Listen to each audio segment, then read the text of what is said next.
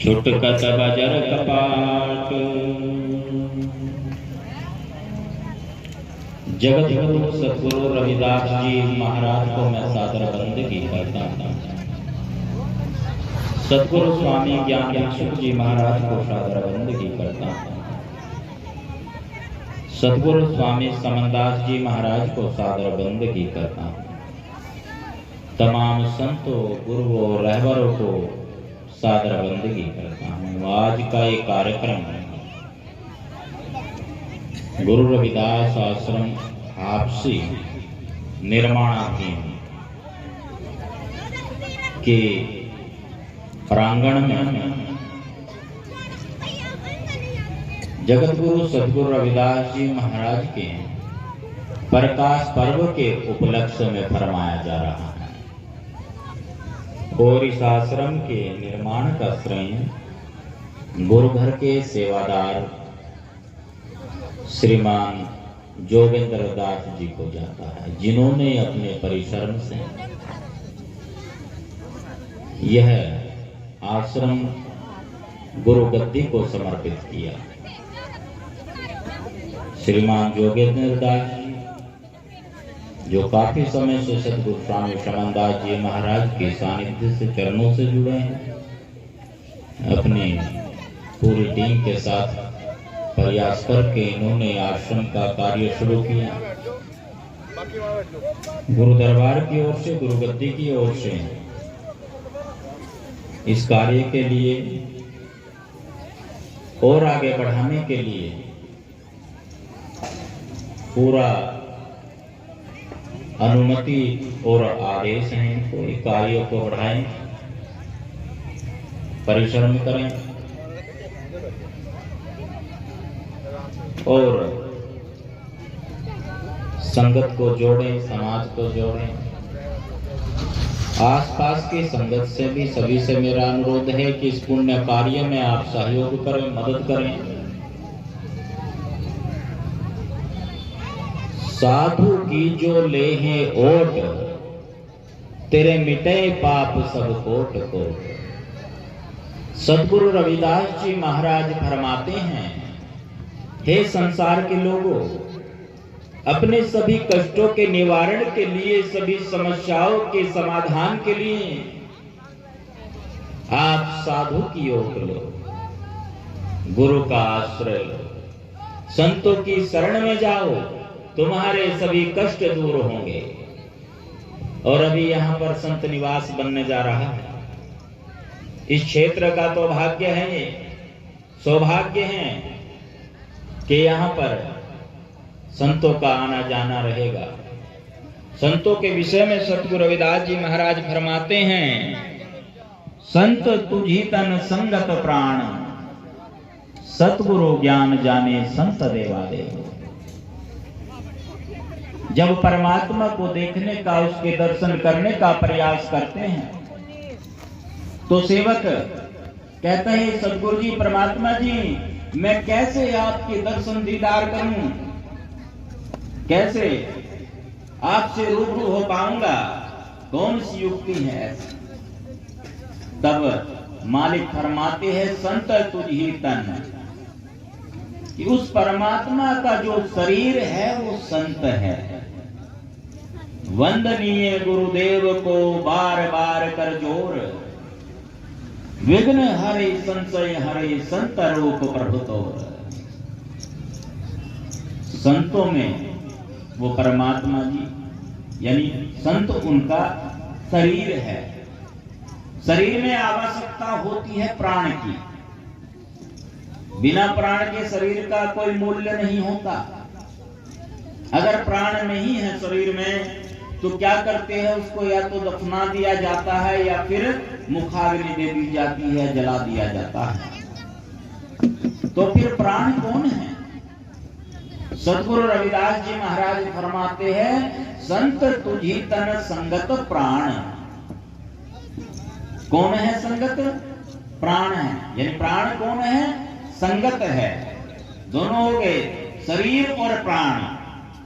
शरीर तो संत है परंतु प्राण संगत हैं। अब संत जी बैठे रहे, प्राण न हो, शरीर बैठा रहे, प्राण न हो, चल जाएगा काम? कितने दिन? फिर कहने लगते हैं भैया अब तो प्राण निकल गए।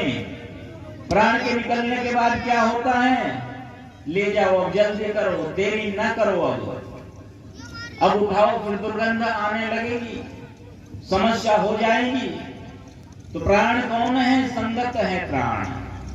संत तुझी तन संगत प्राण, इसलिए संगत का होना भी आवश्यक है। सतगुरु ज्ञान जाने संत देवा देव, ये पता किससे चलता है? संतों के ज्ञान से चलता है, संतों की सतगुरु की कृपा से पता चलता है। संत जी संगत संत कथा रस, संत प्रेम माझे दीजे देवा देव। संतों की संगत और संतों की कथा का रस ही मुझे चाहिए है परमात्मा जी। अन्य किसी और कार्य में मेरी रुचि नहीं है, किसी और विषय में मेरी रुचि नहीं है। एक संतों की कथा होती है, एक ग्रंथों की कथा होती है, बहुत सारी कथाएं होती हैं। आपने कथा के विषय में सुना होगा, एक बार एक मजदूर आदमी खेत में काम करता है अपने, उधर से एक कथावाचक पंडित जी जा रहे हैं। मजदूर ने पूछा, भाई आप कौन हो और ऐसे रोज प्रतिदिन कहां कहां पर जाते हो आप? उसने कहा, मैं कथावाचक हूं, मेरा कार्य कथा करने का है और मैं इधर कथा करने के लिए जाता हूं। मजदूर ने कहा, हमारे यहाँ भी कथा कर दोगे आप? उसने कहा, जी हाँ कर देंगे। फिर ठीक है, एक दिन निश्चित किया गया, सेवा कितनी लग जाती है कथा की, उसको बता दिया। 1.25 रुपए से शुरू होती हैं, 2.25 रुपया, फिर 5.25, 11, 21, 51, 101, जितने का मर्जी करा लो, जितना आपका बजट हो। उसने कहा, मैं तो साहब मजदूर आदमी हूं, मेरा ज्यादा बजट नहीं है, 1.25 रुपए की कथा ठीक रहेगी। सामान दे दिया उसको लिख करके, तारीख निश्चित की गई है, निश्चित समय पर कथावाचक महोदय पधार गए घर पे, सारा कुछ खीर पूरी सब कुछ तैयार है। अब तैयारी हो जाती है, पहले आचमन कराया जाता है। अब उस यजमान को कहा गया कि भैया जैसे मैं बोलूंगा ऐसे ही बोलना है। अब बोलना तो ऐसे ही है जैसे सामने वाला बोलेगा, जैसे मैं बोलूंगा ऐसे ही बोलना है। कथा शुरू है। अब वो मजदूर पहले कथा में शामिल नहीं हुआ था, उसको पता नहीं था कथा कैसी होती है, उसको पता नहीं था कथा किस तरीके से होती है। ठीक है, उसको एक संकेत मिला कि जैसे मैं बोलूंगा ऐसे ही बोलना है। ठीक है जी, आचमन हो गया, अब आचमन करना है। हाथ ऐसे किया, इस पर जल रखा जाता है। अमृतोपस्करणमसि स्वाहा, इसे पी जाओ। अब उसने पढ़ दिया, अमृतोपस्करणमसि स्वाहा, इसे पी जाओ। उसने कहा, भैया तेरे से ही कह रहा हूं, इसको पी जाओ। वो यजमान है, मजदूर है, उसने पहले कभी कथा में शामिल नहीं हुआ, वो भी कहता है तेरे से ही कह रहा हूं, इसको पी जाओ। सोचता है कि कथा चल रही है, कथा शायद ऐसी ही होती होगी, पहले कथा में शामिल नहीं हुआ वो। फिर से पंडित जी ने कहा, भैया इसको पी जा, तेरे से ही कह रहा हूं। उसने भी कहा, भैया इसको पी जा, तेरे से ही कह रहा हूं। सोचने लगा कथा चल रही है, कथा ऐसी ही होती होगी शायद। कई बार कहने के बाद भी वही दोहराता रहा, जो उसको कहा गया वही दोहराता गया, क्योंकि पहले संकेत मिला था जैसे मैं बोलूंगा ऐसे ही बोलना है। पंडित जी को गुस्सा आ गया, नाराज हो गए, कहने लगे बदतमीज। उसने कहा, बदतमीज? सोचने लगे कथा चल रही है, ऐसी कथा होती होगी, थप्पड़ मार दूंगा। उसने भी कहा, थप्पड़ मार दूंगा। हाथ उठाया। पंडित जी ने सोचा गड़बड़ हो जाएगा, मजदूर का हाथ है तो लोहे का भी आकार बदल देता है। अपने हाथ से उठ करके झप्पी पाली, बंधन टाइट सा किया तो उसने भी बंधन टाइट किया, बंधन ढीला किया तो उसने भी बंधन ढीला किया। सोचे कथा चल रही है, कथा ऐसी ही होती होगी शायद। पंडित जी ने सोचा इससे कैसे पीछे छुड़ाऊंगा। हाथ छोड़े और दौड़ पड़े फिरने की तरफ को। अब वो भी पीछे पीछे दौड़े, सोचे कथा चल रही है, कथा ऐसी होती होगी शायद। अब वो तेज दौड़े तो वो भी तेज दौड़ रहा है, वो थक करके धीमा हो जाए तो वो यजमान भी धीमा हो जाए।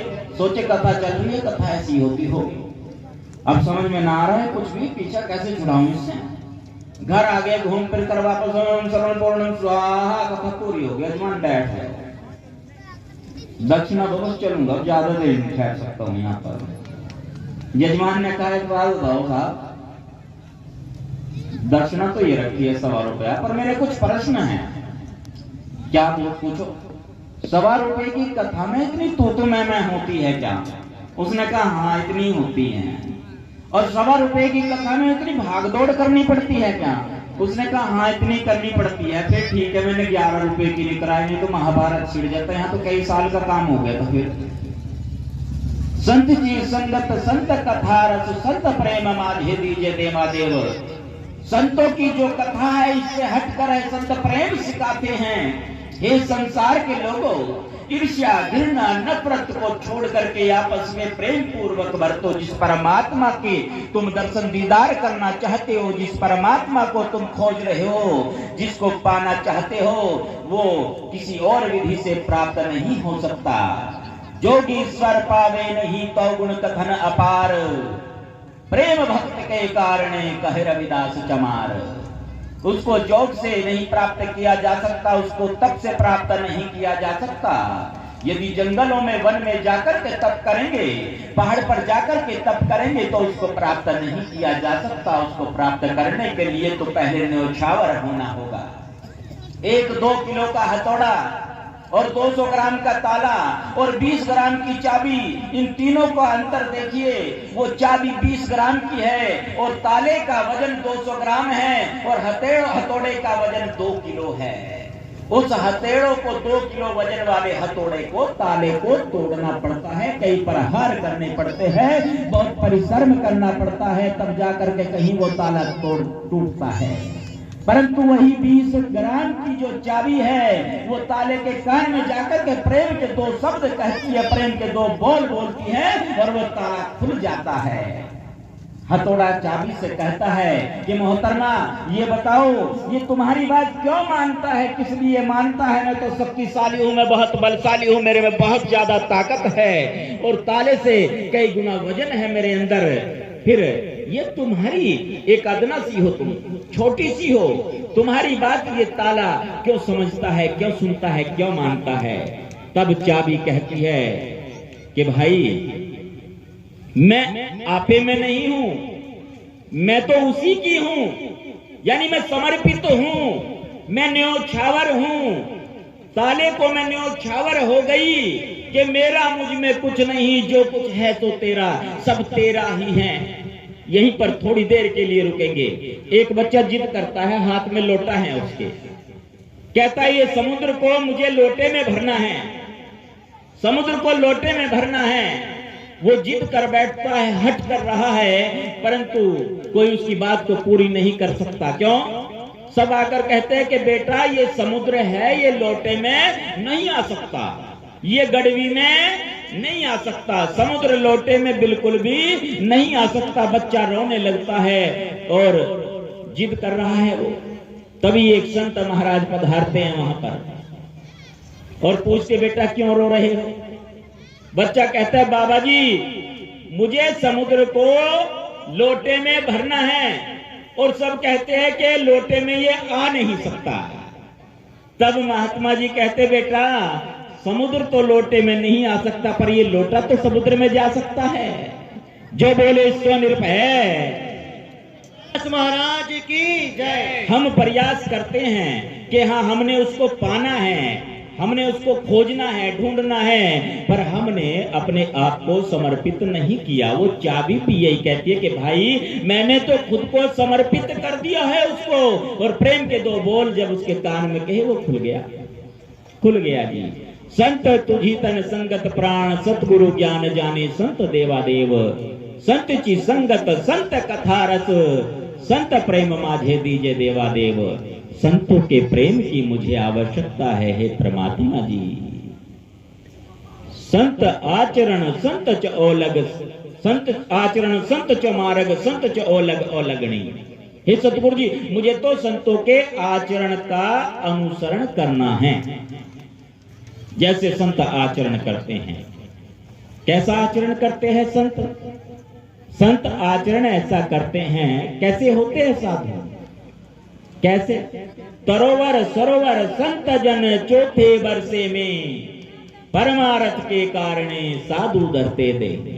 जैसे पेड़ अपने फलों को खुद नहीं खाता है, समुद्र नदी तालाब अपने जल को खुद नहीं पीते, और जो बादल है वो अपने जल को खुद के लिए नहीं बरसाता, ऐसे ही साधु होते हैं निस्वार्थी, जो परमार्थ के लिए अपने आप को अवतरित करते हैं, जो परमार्थ के लिए अवतरित होते हैं।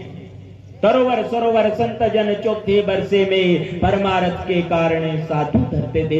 ऐसा मुझे आचरण चाहिए सतगुरु जी, परमात्मा जी, कि मैं संतों के आचरण का अनुसरण कर सकूं। अपने लिए नहीं जीऊं, अपने लिए नहीं जीऊं। अभी मांगना पड़ता है ना, मांग रहे हैं जी, ग्राही कर रहे हैं, किस लिए भाई? क्यों?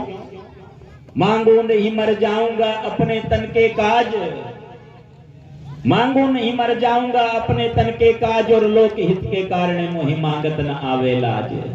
ये जो साधु, ये जो संत सिपाही आपके द्वार पर आते हैं, वो क्यों आते हैं? वो अपने लिए नहीं आ रहे हैं, ना जी ना ना। 2 रोटी मिल जाती है आराम से, अपने लिए नहीं आते हैं। ये तो सौभाग्य की बात है, यदि संतों की चरण धूलि किसी नगरी में पड़ जाए, किसी के द्वार पर पड़ जाए, तो बड़े सौभाग्य की बात है। कोई प्रबला कर्म उदय होता है, तब जाकर के संतों का आगमन होता है, तब जाकर के दर्शन होते हैं संतों के। हे परमात्मा जी, मुझे तो संतों के आचरण की आवश्यकता है, संतों के मार्ग पे मुझे चलना है। और एक मांग भगत चिंतामणि, जनी लखाओ असंत पापी शनि। हे सतगुरु परमात्मा जी, आपके चरणों में अरदास बेनती, एक मांग है मेरी ओर। वो क्या? कि मुझे जो पापी लोग हैं उनके दर्शन ना कराओ बिल्कुल भी। अब पापी कौन? एक तो होते हैं नुगरे, एक होते हैं मनमुखी, और एक होता है गुरुमुखी। गुरुमुखी कौन? जिसने नाम दीक्षा ले ली है कहीं से, किसी गुरु की शरण में जाकर के उसने अमृत चख लिया, उसने नाम दान हासिल कर लिया, गुरुमुखी। जिसने कहीं से नाम नहीं लिया है वो मनमुखी। और जिसने नाम लेने के बाद नियम को तोड़ दिया, कहते कि गुरु को छोड़ दिया, नियम को तोड़ दिया, टेस्टिंग चलती है। अब पहले गुरु शिष्य की परीक्षा लेते थे, अब शिष्य चेले गुरु की परीक्षा लेते हैं कि देखते हैं कुछ काम बनेगा, ठीक है, काम बन गया, गुरु पूरा नहीं बना, गुरु अधूरा, छोड़ो, दूसरे के पास जाएंगे। दुकानदारी तो खूब चली रही है, चल रहा है प्रोग्राम, एक नहीं दूसरा, दूसरा नहीं तीसरा, तीसरा नहीं चौथा, चौथा नहीं पांचवा, हो जाएगा प्रोग्राम में, तो कोई बात नहीं है। पहले गुरु शिष्य की परीक्षा लेते थे, अब चेले परीक्षा ले रहे हैं कि देखते हैं कैसे होगा भाई, क्या काम होगा। गुरु की शरण में आकर नाम से जुड़ने के बाद जो उस नियम को तोड़ देता है उसको कहते हैं नुगरा। और संतों की भाषा में कहते हैं कि नुगरा मानुष ना मिलो, पापी मिलो हजार, एक नुगरे के शीश पर लख 84 भार। हे सतगुरु जी, हे परमात्मा जी, मुझे ऐसे पापी के दर्शन मत कराना, जो गुरु का नहीं हुआ वो और किसका हो सकेगा, किसका नहीं हो पाएगा। अंतिम पंक्ति में सतगुरु रविदास जी महाराज फरमाते हैं, रविदास भणे जाने सो जान। सतगुरु रविदास जी महाराज फरमान कर रहे हैं कि मैंने तो ये जान लिया है, आप भी जान लो। मैंने ये जान लिया है, आप भी जान लो। क्या?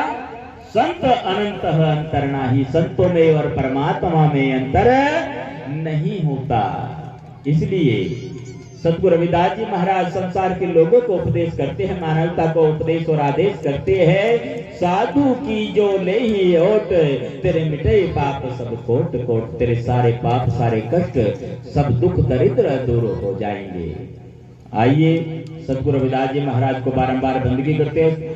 आप सभी को नववर्ष 2023 की ढेर सारी मंगल कामनाएं, जगत गुरु सतगुरु रविदास जी महाराज के प्रकाश पर्व की ढेर सारी मंगल कामनाएं। आप सभी के घर में खुशियां आए, सतगुरु परमात्मा जी की कृपा दया दृष्टि दया मेहर आप सबके ऊपर बनी रहे। और समय की मर्यादा को ध्यान में रखते हुए मैं यही यहीं पर अपनी रचना को विराम देने जा रहा हूँ। आज का ये कार्यक्रम सतगुरु रविदास महाराज के प्रकाश पर्व के उपलक्ष्य में गुरु रविदास आश्रम हापसी में फरमाया जा रहा है और इस आश्रम के प्रबंधक और इसके जो संस्थापक है गुरु घर के सेवादार महात्मा जोगेंद्र दास जी, जिन्होंने अपने परिश्रम से और इनकी टीम ने बहुत ज्यादा परिश्रम करके ये आश्रम गुरु गद्दी को समर्पित किया है। आप सभी से पुनः आग्रह है कि आप तन मन धन से हर प्रकार से सहयोग करके इस गुरु घर को आगे बढ़ाइए। निर्माण कार्य में भी आपने सहयोग देना है पूरी तरह से। इन्हीं शब्दों के साथ में रजा चाहता हूँ। जय श्री गुरु रविदास जी महाराज, जय स्वामी समनदास जी महाराज, जय भीम, जय भारत, सतनाम सतनाम सतनाम जी।